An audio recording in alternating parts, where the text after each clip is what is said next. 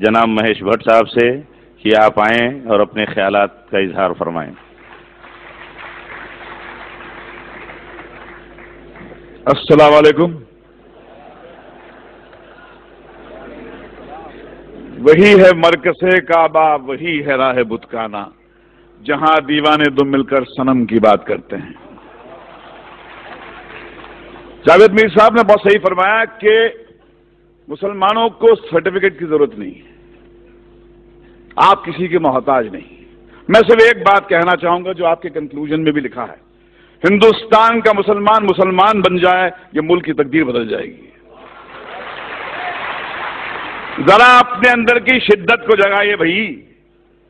مجھے ایک بات سمجھ میں آئی ہے جتنا میں نے اسلام کے بارے میں پڑھا ہے کہ ڈرا ہوا آدمی مسلمان نہیں ہو سکتا، کیونکہ جہاں ڈر ہے وہاں اسلام نہیں، اور جہاں اسلام ہے وہاں ڈر نہیں۔ جیسے جہاں اندھیرا ہوتا ہے وہاں روشنی ہوتی ہے، جہاں روشنی ہوتی ہے وہاں اندھیرا نہیں ہوتا۔ ایک حدیث مجھے ہمارے دوست محمود مدنی صاحب نے لکھوائی تھی جو میرے کمپیوٹر پہ ہے، انصر اخاک ظالمن او مظلوما، مدد کر، اپنے بھائی کی مدد کر، مظلوم ہو تو مدد کر، ظالم ہو تو مدد کر۔ یہ حدیث جارج بش کو سنانی چاہیے، نریندر مودی کو سنانی چاہیے کہ جس مذہب کی حدیث یہ کہتی ہے کہ بھائی مظلوم کی مدد تو کر، ظالم کی مدد کر، اس کو روک، اس سے پوچھ کیوں ظلم کرتا ہے، کیا تکلیف ہے تیرے کو؟ بھائی بولا ہے ظالم کو۔ اب ایسے مذہب میں ٹالرنس نہیں ہے تو اور کیا ہے؟ مگر سمسیا کچھ اور ہے۔ آپ اندھوں کے ملک میں، اندھوں کی دنیا میں آئینہ بیچنے نکلے ہیں۔ دنیا کا سب سے بڑا دہشت گرد وائٹ ہاؤس میں رہتا ہے، افغانستان کی پہاڑیوں میں نہیں رہتا ہے، اور یہ پورے دنیا کی حکومتیں، یہ 6 بلین لوگ، ان کی جرت نہیں ہوتی ہے کہ جا کے اس جارج بش کو ٹیررسٹ کر کے اس کو پھانسی پہ کے تختے پہ لے جائے۔ میں اوسامہ بن لادن کے خون کے کھیل کو نہیں معاف کروں گا، بشرطے آپ جارج بش کو بھی اسی طرح ٹریٹ کریں۔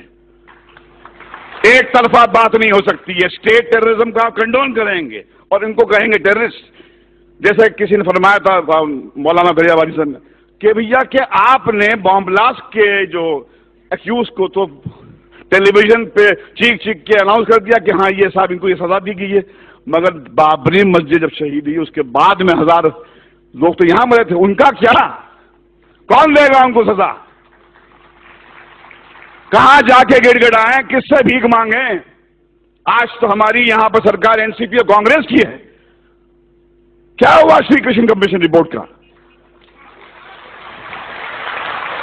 جو سماج انصاف نہیں دے سکتا وہ ٹیررزم سے مکت نہیں ہو سکتا۔ اگر آپ کو ٹیررزم سے مکت ہونا ہے تو انصاف دینا پڑے گا آپ کو، اور اگر آپ نے اپنے پولیس اسٹیشنز کو ٹارچر چیمبرز بنا دیا، وہاں پر معصوم کو لے جا کے مارو گے، پیٹو گے، ذلیل کرو گے، تو ٹیررزم بڑھے گا۔ ہمیں ایک ہی بات کرنی چاہیے، وہ یہ ہے کہ ہمارے اندر وہ جرت ہونی چاہیے۔ حدیث آپ کی ہے، رسول اللہ نے فرمایا تھا کہ سب سے بڑا جہاد کیا ہے؟ ظالم بادشاہ کو اپنا صحیح چہرہ دکھانا۔ ظالم بادشاہ کو کہو کہ تم کتنے بدصورت ہو، ان سے کہو کہ یہ کیا دو طرفی بات ہو رہی ہے، جب چاہے آپ نے کھڑا کر دیا ہم کو کٹ گھرے میں۔ اور دیکھیے جارج بش بھی کہتا ہے کہ اسلام تو مذہب پیس کا ہے، ٹالرنس کا ہے، مگر فیکٹ یہ ہے کہ جہاں داڑھی والا نظر آتا ہے آپ بولتے ٹیررسٹ ہے۔ یہ لڑائی اس سیمینار سے ختم نہیں ہونے والی ہے، یہ بہت لمبی لڑائی ہے، وہ دور آ گیا ہے۔ رسول اللہ نے فرمایا تھا اسلام آپ کے ہاتھ میں جلتا ہوا کوئلہ بن جائے گا، جس میں دم ہے وہ بنے مسلمان اور جیے شان سے، مگر کسی کے سامنے گڑ گڑائیے مت، کسی کے ساتھ کسی کے تلوے مت چاٹیے، کیونکہ آپ اس طاقت سے کنیکٹڈ ہیں۔ یہ ملک آپ کا ہے، اس میں آپ کے پرکھوں کا خون ہے، جو آپ کو کہتا ہے، آپ کو نیچا دکھاتا ہے، اس کو بولو باہر نکل یہاں سے، یہ آپ کا ملک ہے۔ یہ ہمارے آپ کا ملک ہے، اس کو ہم ٹھیک کریں گے۔ اسلاموفوبیا ہندوستان کو شوبھا نہیں دیتا۔ یہ ویسٹ سے میکڈونلڈ لانے والے، کوکا کولا لانے والے لوگوں کا ہو کہ اسلاموفوبیا ویسٹ میں رکھیں۔ ہندوستان جو ہے ایسا ملک ہے، میں اپنے داڑھی والے بھائیوں کے ساتھ محفوظ محسوس کرتا ہوں، ڈرتا نہیں ہوں میں۔